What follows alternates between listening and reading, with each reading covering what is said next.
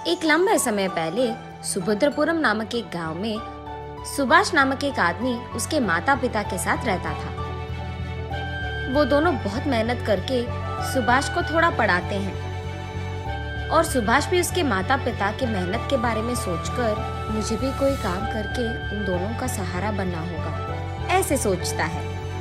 इसी कारण वो नौकरी ढूंढने उस गांव के बाजार को जाता है।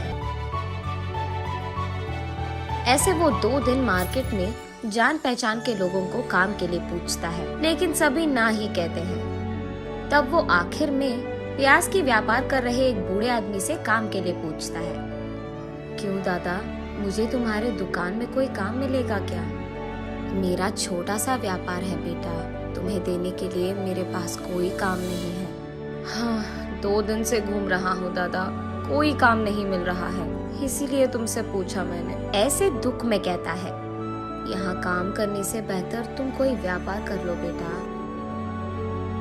मेरे पास व्यापार करने के पैसे कहाँ से आएंगे दादा? उतने पैसे ही होते तो मैं नौकरी के लिए सबको ऐसे पूछ क्यों लेता?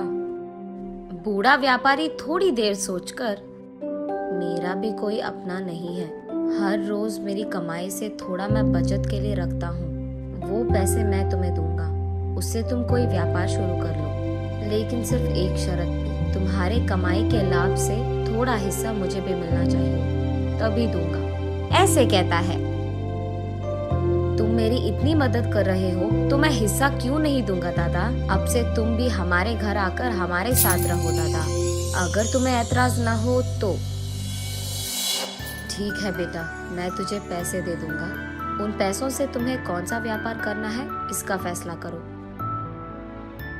ठीक है दादा, ये कहकर वो वहाँ से अपने घर चले जाता है। उस रात बहुत सोचने के बाद वो फैसला करता है कि उसे पानी पूरी का व्यापार करना है। अगली सुबह सुभाष बाजार जाकर उस बूढ़े व्यापारी से ऐसे कहता है, दादा, मैंने पानी पूरी का व्यापार करने का फैसला लिया है। ठीक है बेटा, तुम्हारी मर्जी, ये लो तुम्हारे निवेश के पैसे, इससे अच्छा व्यापार करो, कहता है वो बूढ़ा व्यापारी। ऐसे अगले ही दिन पानी पूरी का दुकान लगाता है सुभाष, और क्योंकि उस बाजार पूरे में कहीं भी पानी पूरी का दुकान नहीं था, छोटा हो या बड़ा, सभी सुभाष के ही दुकान आते थे। वहाँ उसी मार्केट में सुब्बैया नामक एक उधार देने वाला व्यापारी था। उसको इस बात का नाज था कि उससे पैसे लिए बिना उस पूरी बाजार में किसी ने भी कोई व्यापार शुरू नहीं किया। वो हमेशा यही सोचता था कि इस सारे बाजार में सबको मेरे ही पास आना होगा। हाँ, इसीलिए वो हर रोज उस बाजार में मौजूद हर दुकान में जाकर उसका हफ्ता लेकर उस दुकान में जो पसंद आए वो मुफ्त में ले लेता था। उसने एक भी बार किसी भी चीज के पैसे नहीं लिए थे। दूसरी तरफ उससे पैसे लिए बिना खुद का व्यापार शुरू करके सुभाष का व्यापार अच्छे से चलना देख सुब्बैया को बिल्कुल पसंद नहीं आता है। और इतना ही नहीं, सुब्बैया को पानी पूरी खाने का बहुत मन था, लेकिन सबसे जैसे वो मुफ्त में लेता है वैसे वो सुभाष से नहीं ले पाता, इसीलिए उसे जाने में दिक्कत होती थी। इसीलिए वो सोचते रहता है कि कैसे करे। तब उसे एक उपाय सोचता है। वो सोचता है कि अगर इस सुभाष के दुकान में कोई भी चीज खो गया तो उसे खरीदने के लिए पैसे लेने तो वो मेरे ही पास आएगा, तब मैं उसे पैसे देकर वापस में जितना मन चाहे उतना पानी पूरी खा पाऊंगा। ये फैसला करके वो रात में सबके दुकान बंद करने तक वहीं रहकर सुभाष के दुकान से रसोई की सारी चीजें चुरा लेता है। अगले दिन जब सुभाष अपने दुकान खोलता है तो वो देखता है कि रसोई में सामग्री पूरा गायब है। अरे रे, खाना बनाने की सामग्री कहाँ है? अयो, अब क्या करे? वो ऐसे परेशान रहता है जब वहाँ बूढ़ा व्यापारी आता है। बात जानकर, हाँ, अब चिंता करके कोई फायदा नहीं बेटा, पहले ये सोचो कि सामग्री कहाँ से लाया जाए, ऐसे कहते हैं। व्यापार शुरू करके कुछ ही दिन हुए हैं दादा, इसीलिए मैंने कोई पैसे नहीं बचाए, अब क्या करूं मैं? ठीक तभी सुब्बैया वहाँ पहुँचकर कहता है, हाँ, इतनी सी बात, अब जो गया वो गया, उसके लिए अब चिंता की क्या जरूरत है?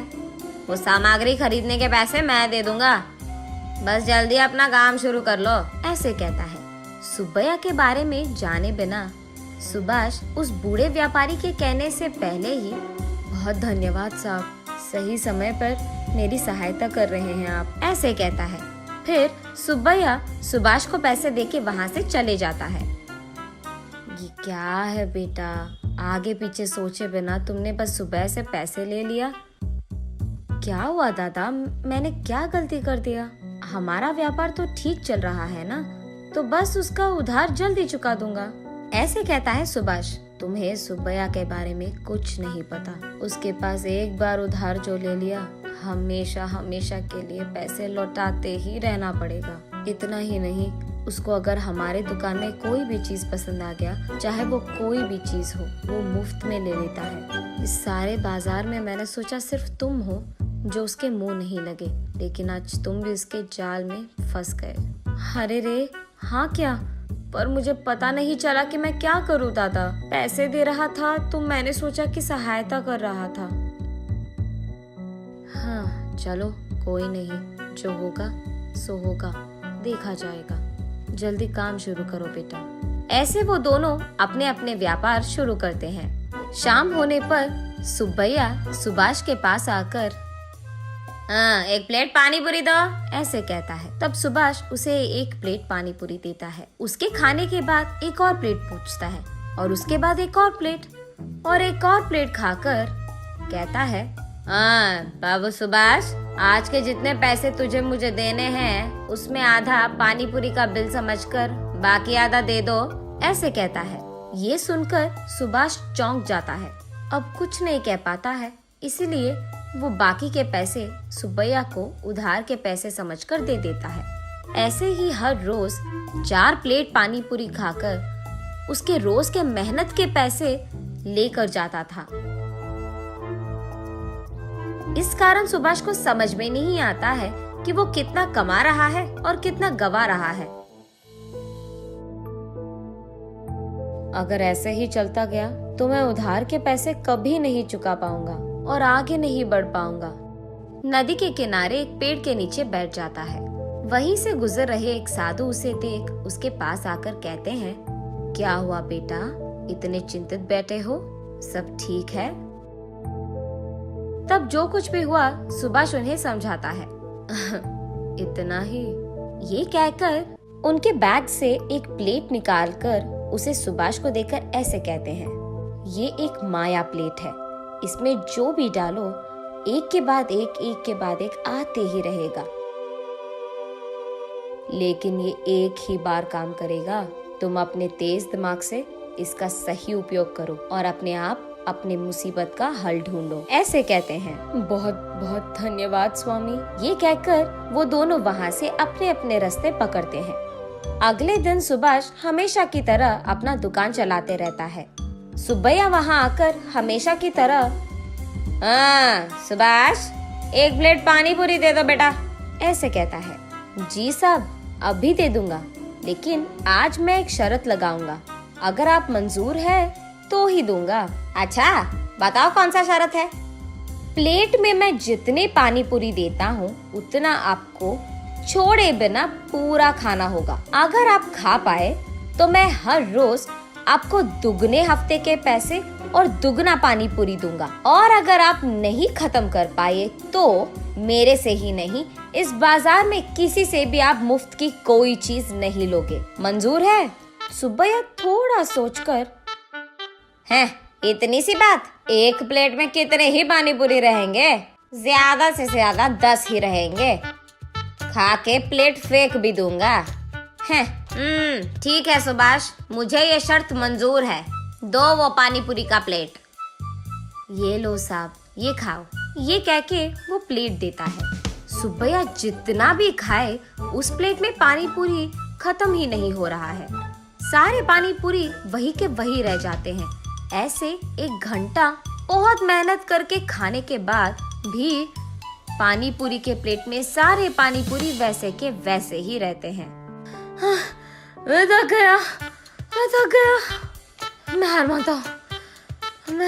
मानता हूँ, ऐसे कहकर वो अपने पेट पे हाथ रखकर अपने आप को खींचते हुए उसके घर पहुंचता है। ये देख उस बाजार में सारे दुकानदार सुभाष की शुक्रिया अदा करते हैं कि उसके वजह से उनके मुसीबतों का हल मिल गया। और सुभाष अपने मन में साधु का धन्यवाद करता है